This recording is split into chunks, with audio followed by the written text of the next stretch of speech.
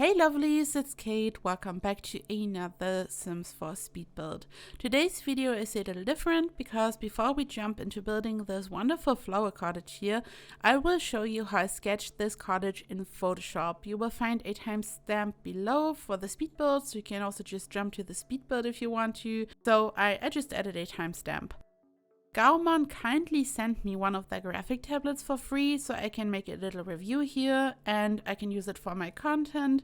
They kindly sent me the GAOMON PD1220 graphic tablet, which has a 11.6-inch screen, and I used it to work on the sketch here. I've been drawing and painting since I was little, but I have to say, since I've been focusing on Sims 4 content, I didn't really have the time.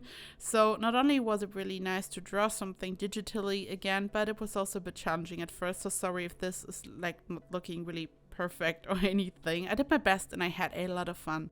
This tablet has a screen so you can directly draw on it, and I used Photoshop on my computer and mirrored the screen. I've used other graphic tablets in the past but never one with a screen, so I was really surprised how convenient it is to directly draw on the screen.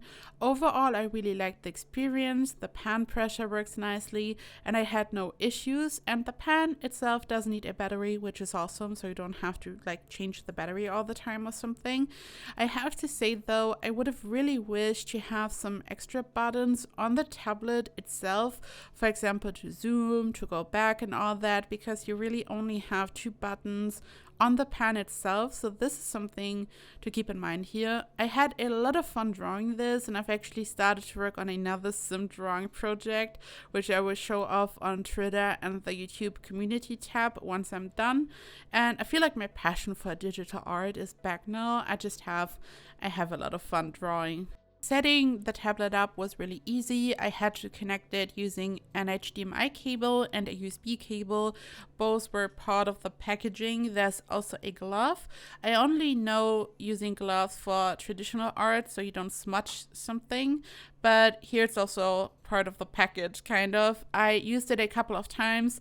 What's weird at first when you've never worked with a tablet with a screen before, it gets really warm, which makes sense. I also did my research, and this is like common for basically every graphic tablet with a screen out there. So this is just really, it's just something to get used to, because when you draw on paper or when you have a graphic tablet without a screen, it's just not something that you are used to. But it's not bad, it's just weird. You're like, oh wow, this is like a new sensation while drawing, I guess. So I want to mention this. And what's so cool is you can use this as a second monitor. So when I stream soon, I might actually use the tablet as a small screen. I don't have a lot of space on my desk, so I can just use it as a monitor to just read the chat. So if you want to find out more about this tablet, the GAOMON PD1220, or if you want to shop this tablet, you will find all the information down below in the description box. Thank you so much to GAOMON for providing me with this tablet and for sponsoring this. And also GAOMON provided me with a coupon. You can save $40 if you buy this tablet, and you can find all the information down below in the description box, as I said. And now it's time to just build this in The Sims 4. So I built this house on the 40 by 30 lot in Glimmerbrook. This world is part of Realm of Magic, and I've created one house on this lot, I think, like right after the pack came out, and this was it. And now I decided that it's time to build in Glimmerbrook. Recently I've tried to just build in different worlds, on different lot sizes, different styles, and we've seen lots of builds on this channel on the 50 by 50 lot in Willow Creek, and also on the 64 by 64 lot in Desert Valley, and these lots are iconic and I will forever love them.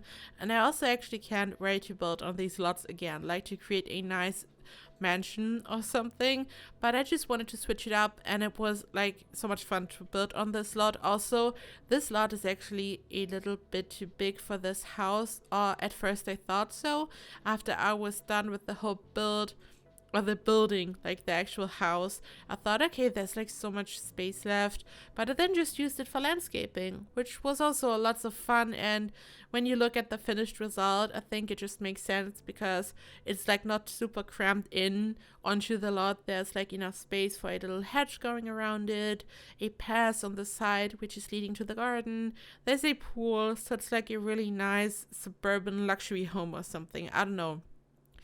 Whenever I talk about suburban homes, y'all are asking me, okay, where do you live? Like, what is suburbia looking like where you are? And I don't know, I think it's like a weird fantasy version of suburbia, probably, but it was just so much fun. So I used these Ecolab Steady Buck objects, some type of wood pillar to create trellis, and I built a similar house like a year ago or something on a 20 by 15 lot, which was different, but the style is pretty similar. Back then I was trying to challenge myself to build something smaller, and I thought, oh my god, this style is just so cute. I want to build something similar again, like a cute cottage. Every now and then I just feel like building a cottage, something really dreamy, like a dreamy, luxurious suburban fantasy house. I don't know what this is. So I wanted to have some trellis at first, so I would be able to place lots of plants on top. It also reminds me of the flower cottage that I built back then, where I used lots of colorful flowers. And this was like the hardest part. I didn't want to use too much color for this. And the problem is, in my opinion, when you take a look at all the flowers that we have, they are either too pale and boring when it comes to the color, or they are like super bright and they look unrealistic and they just have a weird swatch. I don't know. So I ended up using these flowers here, which are from Get to Work. This is some type of alien flower. So in Get to Work we have all these debug objects and plants which are supposed to be used on Sixum, the alien world, so it all has a very specific vibe. And these flowers, like, they really glow, they really pop without having a weird color or without being too bright. I just love them so much. They are so beautiful. And I placed a lot of them on top of the trellis and on the roof. And then I kept working on the room above. These windows in the center are from Get Together, actually. And I just wanted to have this really cute, craned look without adding too much, which is sometimes really difficult. Like, I really like to add more and more and more, which is also cool for this kind of style. But you still kind of have to keep a balance. Also, in case you've missed it, the Shell Challenge results are out. I announced the winners. It was so much fun to work on the video. I had so much fun looking at all of your submissions, and I'm just blown away how you managed to take all these jigsaw puzzle pieces and how you turn it into these great builds. I'm just blown away. As I've said in the Shell Challenge video, I didn't do the challenge myself. I never gave it a try. Maybe I should have done that.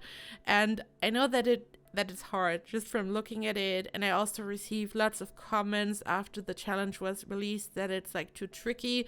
And ironically, the challenge before that one was called the Tricky Shot Challenge, but I guess this one was even more tricky. I just wanted to try something new, and I'm happy that I did that because the results are just amazing. I felt very inspired, and I'm sure all of you who watched the video feel the same. There's just so much talent in this community, like in the Sims community in general, but also here in our little Emerald community. I just had so much fun to just look at all these submissions.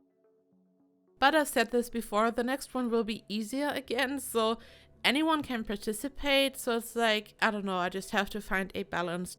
Like, as I've said, also when it comes to this house, like decorating it, you always have to find and maintain a balance. And the same goes for challenges, I guess.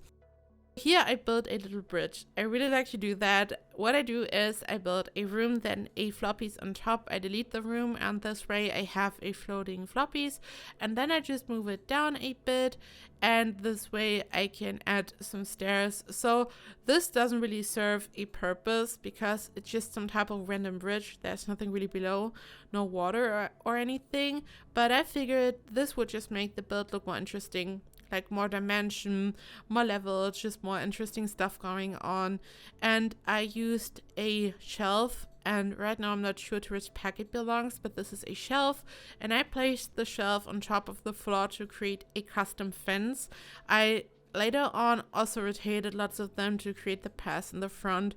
And I was just looking through Build By, and I was looking at all the shelves because, as you know, I really like to use shelves to create some custom exterior trims, but I just wanted to try something new, and this shelf was just perfect. When you use a shelf, you can just add so much detail to a build, really simple and easy. It just snaps to a wall, and apparently you can also use it to create some type of fence.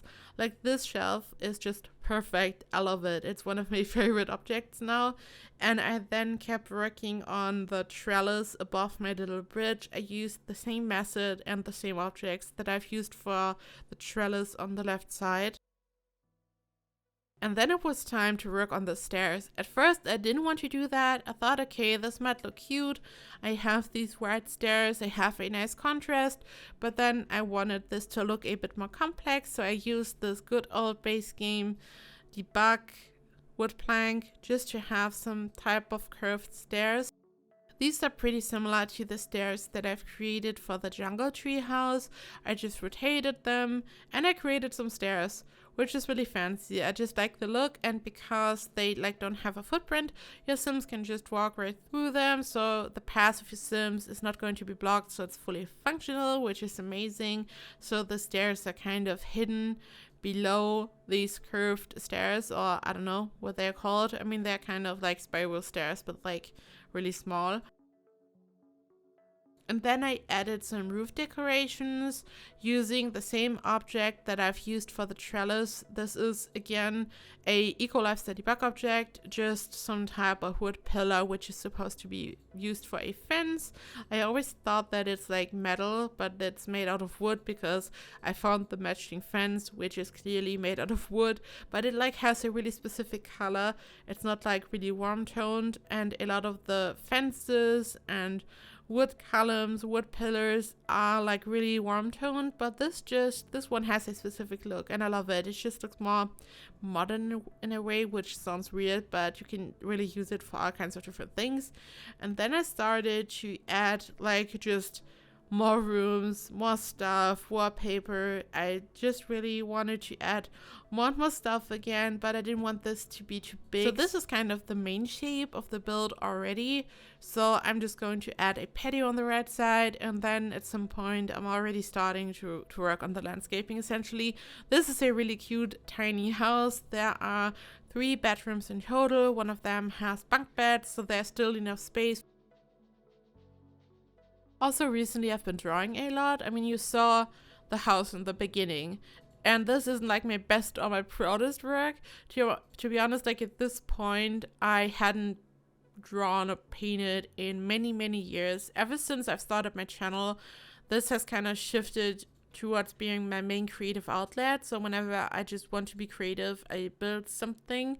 But I've always painted, I was always drawing, even as a kid. This has always been kind of my thing. But I don't know, since my channel, I didn't allow myself to just kind of use any free time to paint or to draw, and I really used to enjoy just to draw using Prismacolors, Faber-Castells, just traditional drawings and stuff, especially portraits. But I've also always enjoyed to create digital art a lot, actually. And now I kind of found my passion back. I also shared the Balagos painting in the community tab on Twitter and Instagram. I was so proud of this one.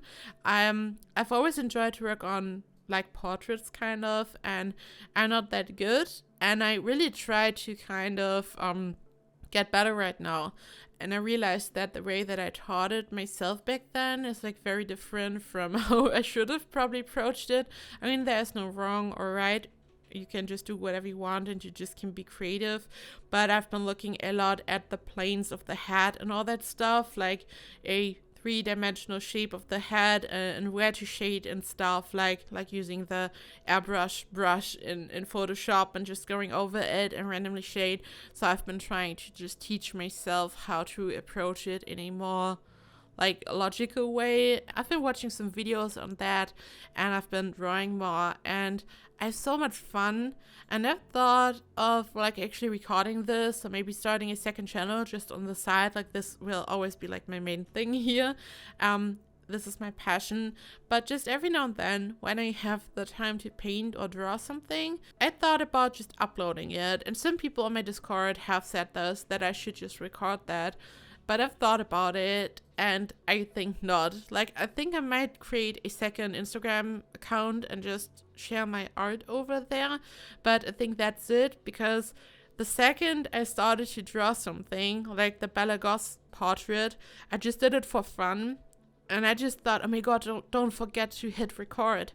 And I realized that I'm not recording it. And I noticed how much this is ingrained into me, that whenever I'm creating something, I have to record it.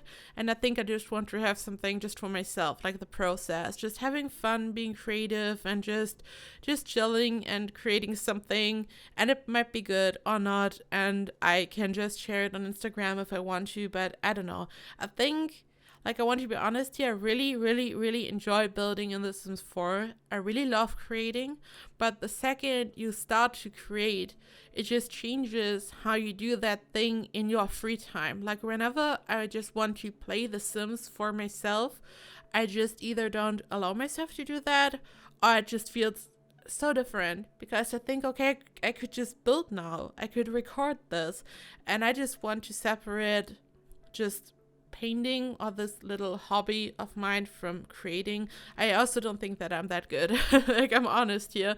I mean, especially when you saw the thing in the beginning, like, this wasn't good at all. I was just trying to get back into it. But if you want to see the Bella Goss one, you can find it in the community thing on YouTube. I think this one is much better already, but I don't know. I just really like to paint, and I just want to tell you what's been going on in my life.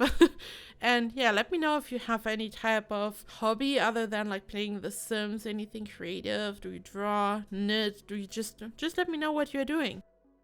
But back to the build. So here I'm furnishing. I used the kitchen from the kitchen kit, country kitchen kit. I love it, and I think it's perfect for this type of style for a cottage. And I wanted to be a bit creative with the interior, so I built this, like, created this U shape or something using the counters, and then I had like a weird gap because of the size of the stove, and I simply filled the gap using a shelf from Cats and Dogs. Then I also decided to build a half wall behind the counter. Then I used these lamps, which I didn't like, so I removed them. I really enjoyed like the light, like the way it looked, but the look itself, like the look of the lamps, wasn't it. So I removed them, and then I placed these two small tables from the laundry stuff pack, and then I raised the same shelf that I've used behind the stove to just create some type of table. At first I wanted to place the dining table right behind the half wall, but then everything would have been just like cramped in and weird, and after all there was enough space to place the dining table in the center of the room, right in front of this table that I created. So I didn't do that. This is like some type of decorative area. And I placed some hanging plants above. I just wanted this to look really cozy. And then I used this object from Get Together, this object that I really like to use, that you can place in a pool, or you're supposed to use it in a pool, but who cares? You can just use it for whatever you want. And I raised it to just hide that there's some flickering going on from the shelf, but then this also created some flickering, so I'm sorry, but I totally wanted this look at this table, so I kept it. And then I used a trick from Britta1607, and I actually talked about this in the Shell Challenge video, where she used this to create a backsplash in the kitchen, and I thought it was ingenious. This is a wall decoration from Snowy Escape, and you can just place them like this to create like one wood wall, like a wood panel or something. So thank you to Britta1607. Shout out to her. Check out her gallery. This is her ingenious idea, and she's generally so creative, just like all of you. You're all just amazing. So I then just decorated the kitchen a bit, added some, just a microwave, just different things. And as I said, there are 3 bedrooms, and they are relatively small, so there's much more space on this level than above. I mean, it's also kind of obvious when you look at the house from the exterior. I also included some aerial shots, like from the floor plan. I included the floor plan. I've completely forgotten this recently, and then I've received some comments about showing the floor plan, so I did that. In the end, you will also see the floor plan, and I here created just another area to hang out. So the living room is right next to this area, but I just wanted to have a fireplace. I sized it down a bit, so I don't know, I hope it doesn't look weird, but I really wanted the fireplace to be below the shelf. I just created this fancy wall using Britta's trick, so I just decided to size down the fireplace a little bit. And here I used the sofas from the Paranormal Stuff Pack. They are so beautiful, and I created a corner sofa. I just moved them into each other using the move objects cheat. I mean, this cheat is always activated for me, but yeah, that's like the cheat that you would need to do the same. And the table is also from that pack, I think. I usually don't really like this this pattern, like this painting picture, whatever, on top of the table, these flowers. I think it's a bit too much, but it looked good. Like I really liked how it looked, and I thought, okay, you can't always go like the modern minimalistic route. You just have to include this table. It's looking good. So I kept it, and then I just decided to place a painting there because the railing was just bugging into the room, like through the wall. You all know this bug probably. So I just had to hide it using a painting because it looked weird. This is the master bedroom.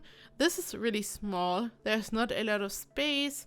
I used these huge curtains from Get Famous because this room has 2 different windows, and it looked like super weird. From the outside, it's totally working, but from the inside, it looked a bit weird. So I decided to just use these huge curtains. This way it makes sense both from the outside and inside.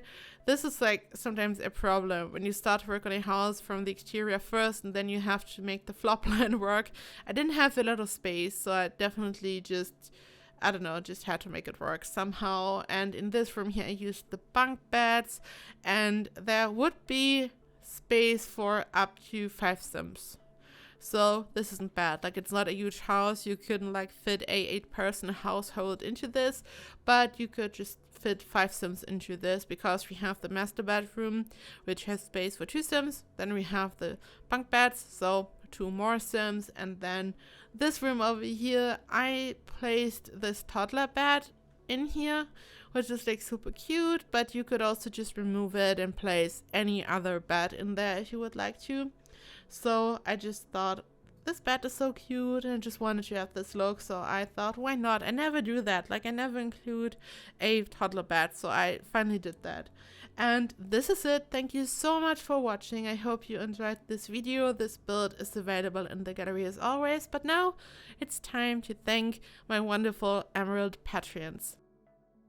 Thank you so much to Britta1607, Charlotte, Callan Rennie, Molly, Queen Ewing, Shanna McClam, Sim Sadie, Telena Lynn, and Victoria Smithies. Thank you so much, and also a big thank you to all my other patrons and to anyone who supports me, who watches my videos, who likes my videos, who just supports me in general. All of your support means the world to me. So I hope you enjoyed this video. You can find this in the gallery, as I said, and I hope I see you in the next video. Bye bye!